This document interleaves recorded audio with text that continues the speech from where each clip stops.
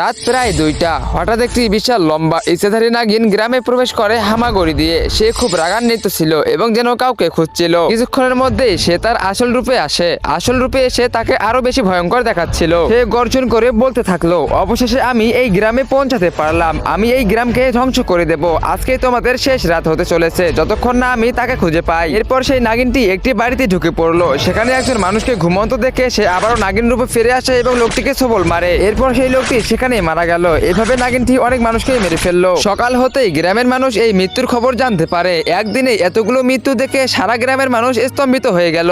পরের দিন সকালেও কোনো মৃত্যু থামলো না। সেই নাগিনটি লোককে মেরেই যাচ্ছিল। সব গ্রামবাসী পঞ্চায়েত প্রধানের কাছে অভিযোগ জানাতে গেল, আরে সরপঞ্চজি, আমাদের গ্রামে এই মৃত্যু থামার নাম নিচ্ছে না। প্রতিদিন 5-6 জন মারা যাচ্ছে, আর সবার পায়ে সাপের কামড়ের মতো চিহ্ন দেখা যাচ্ছে। মনে হয় এটা কোনো ভূতের কাজ। সরপঞ্চজি বললেন, আরে সবাই শান্ত হও, আমার 20 বছরের অভিজ্ঞতা আছে, এটা নিশ্চিত নাগিনের কাজ। আমি আমার আন্না রাইস্টারকে ডাকতেছি। এই কথা শুনে গ্রামের লোকেরা আনন্দই নেচে ওঠে। পরের দিন সরপঞ্চ রাইস্টারের কাছে এলেন। রাইস্টার বললেন, আরে সরপঞ্চজি, আপনি এখানে কিভাবে এলেন? তখন সরপঞ্চজি বলতে শুরু করলেন, আরে তোমাকে আর কিভাবে বলবো, আমাদের গ্রামে প্রতিদিন 5-6 জন মানুষ মারা যাচ্ছে। আমার মনে হচ্ছে এটা কোনো নাগিনের কাজ হতে পারে। এখন তুমি আমাদের সাহায্য করতে পারবে। তারপরের দিনে রাইস্টার বিন বাজাতে বাজাতে সারা গ্রাম ঘুরতে লাগলো, যাতে নাগিনটি বাইরে আসে। এই বিনের আওয়াজ শুনতে ইচ্ছেধারী নাগিন এক জায়গায় বাইরে হয়ে আসে এবং তার আসল রূপে ফিরে আসে এবং রাগে বলতে থাকে, তোর এত সাহস কি করে হলো আমাকে বিন বাজিয়ে ডাকার? এবার তুই বাঁচতে পারবি না, এটা বন্ধ কর, নয়তো তোর এমন অবস্থা করবো যে তুই 7 জন্ম পর্যন্ত ভুলতে পারবি না।